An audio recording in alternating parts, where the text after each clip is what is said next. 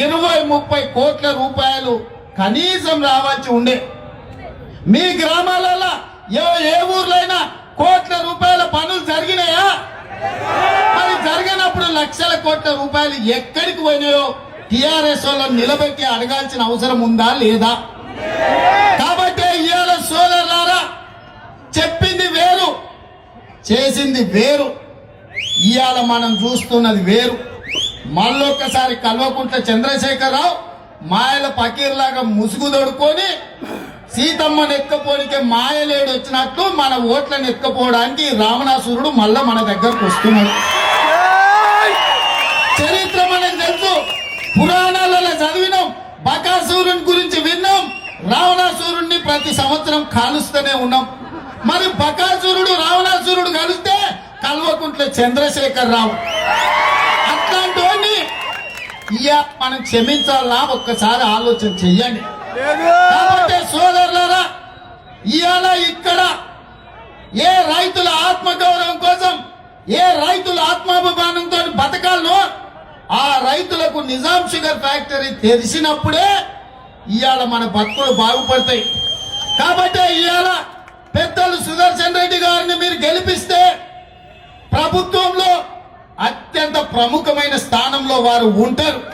రేపు అవసరం అనుకుంటే ఎవరు ముఖ్యమంత్రి ఉన్నా కాంగ్రెస్ పార్టీ నుంచి 400 కోట్ల రూపాయలు ఒక సంతకంతో నిజాం షుగర్ ఫ్యాక్టరీకి వారు మంజూరు చేయించుక రాగలరు. ఇవాళ నిజాం షుగర్ ఫ్యాక్టరీని తెరిపిస్తే నష్టాలలో నడుస్తుందంటాడు ఈ సన్నాసి. నేను ఒక్క మాట అడుగుతున్నా, పౌర సరఫరాల శాఖ నుంచి రేషన్ షాపులలో ఇచ్చే చక్కెర రాష్ట్ర ప్రభుత్వం చిత్తూరు చౌదరి దగ్గర కొంటున్నారు. ఎందుకు? నిజాం షుగర్ ఫ్యాక్టరీలో కొనొచ్చు కదా.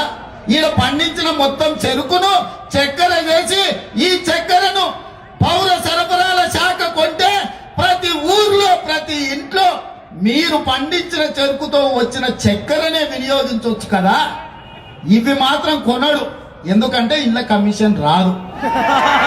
చిత్తూరు చౌదరి గారు అయితే 10% 20% కమిషన్ ఇస్తాడు. కాబట్టి వాళ్ళ పిల్లలకు కమిషన్లు కావాలి, వాళ్ళ పిల్లలకు కార్లు కావాలి, వాళ్ళ పిల్లలకు బంగ్లాలు కావాలి, ఆయనకు ఫామ్ హౌస్లు కావాలి, ఆయన కుటుంబం గురించి రాసుకోనికే పేపర్ కావాలి, చూపించుకోనికే టీవీ కావాలి, చేసుకోనికే వ్యాపారాలు కావాలి, కులుకనికే ఫిలిం నగర్ లో పెద్ద పెద్ద గెస్ట్ హౌస్లు కావాలి. ఇందుకోసమా తెలంగాణ తెచ్చుకున్నది? నేను అడుగుతున్నా ఇక్కడ ఉన్న విద్యార్థుల్ని, ఉదయం నుంచి చూస్తున్న నిజామాబాద్ పొలిమేరలకు వచ్చినప్పటి నుంచి ప్రతి దగ్గర 20 నుంచి 30 సంవత్సరాల యువకులు అల్లు పెరగకుండా ఎర్రటెండకు ఒక్కొక్క సైకిల్ మోటార్ మీద ముగ్గురు వేల సైకిల్ మోటార్లు దారెంబట మొత్తం కాంగ్రెస్ పార్టీ జెండా పట్టుకొని తిరుగుతున్నారు. వాళ్ళ నమ్మకం ఈ కాంగ్రెస్ పార్టీ జెండా పేదోడికి నీడ అని. ఇవాళ నేను చెప్తున్నా, శ్రీమతి సోనియా గాంధీ గారు తెలంగాణ రాష్ట్రం ఇచ్చి తెలంగాణ ప్రజల 60 సంవత్సరాల ఆకాంక్షను తీర్చింది. మరి ఆ తల్లి ఆంధ్రప్రదేశ్ లో పార్టీ మొత్తం తుడిచిపెట్టకపోయినా లెక్క చేయకుండా తెలంగాణ రాష్ట్రం ఇస్తే తెలంగాణ ప్రజలు విశ్వాసానికి నమ్మకానికి మారిపోయారంటారు. ఎండ నుంచి ఎప్పుడన్నా వస్తే ఓ గిలాసం మంచినీళ్ళు ఇచ్చినా గుర్తు పెట్టుకుంటాం, ఆ ఇంటిల్లి పాది చల్లగా ఉండాలంటాం. మరి ఇంత త్యాగం చేసి మన కోసం తెలంగాణ రాష్ట్రం ఇస్తే సోనియా గాంధీ గారికి ఇచ్చిన గౌరవం ఇదేనా అని ఇవాళ ఎవరైనా మనల్ని అడిగితే మనం ఏం సమాధానం చెప్పాలన్న యువకులు ఆలోచన చెయ్యండి. ఇవాళ నేను అడుగుతున్న యువకుల్ని, 1200 మంది విద్యార్థులు ఆత్మ బలిదానాలు చేసుకుంటే వాళ్ళ శవాలను పునాదులుగా చేసి గద్దెనెక్కిన కల్వకుంట్ల చంద్రశేఖరరావు కనీసం అమరవీరుల కుటుంబాలను పిలిచి బుక్కెడు అన్నమన్న ఎన్నడన్న పెట్టిండా ఈ 50 నెలల్లో నేను అడుగుతున్నా. అమితాబ్ బచ్చన్ ను పిలిచి దావతిస్తాడు, అక్కినేని నాగార్జునను పిలిచి దావతిస్తాడు, అక్కినేని అమలాకు జూబ్లీహిల్స్ లో కుక్కల్ని పెంచుకోనికే 3 ఎకరాల భూమి ఇచ్చిందా? తెలంగాణ బిడ్డలకి ఇద్దరమ్మ ఇల్లు కట్టుకోవడానికి 50 గజాల జగా ఇవ్వలే మనకు. అక్కినేని అమల పెంచుకునే కుక్కల కంటే మన బతుకులు హీనమైపోయినాయి చంద్రశేఖరరావు గారి పాలనలో. ఇది న్యాయమా? ఎన్నడైనా మన తెలిసినోడు సుట్టపోడు చచ్చిపోతే కూడా ఇంటికి పోయి పలకరించి వస్తామే. అప్పుడప్పుడు వాళ్ళని ఆ 12 రోజులలో ప్రతి ఒక్కరూ వాళ్ళని ఇంటికి వెళ్ళి ఇంత భోజనం పెడతాం, లేకపోతే మనమని ఇంత భోజనం వండుకొని పోయి వాళ్ళ ఇంటికి పోయి బుక్కెట్ తినిపించి వస్తాం. ఇది మన సాంప్రదాయం. మరి చచ్చిపోయి సాధించుకున్న తెలంగాణలో అమరవీరుల కుటుంబాలను ఎన్నడన్న చంద్రశేఖరరావు గారు పిలిచిండా? కనీసం పాత్రికేయ మిత్రులారా రాసుకోండి.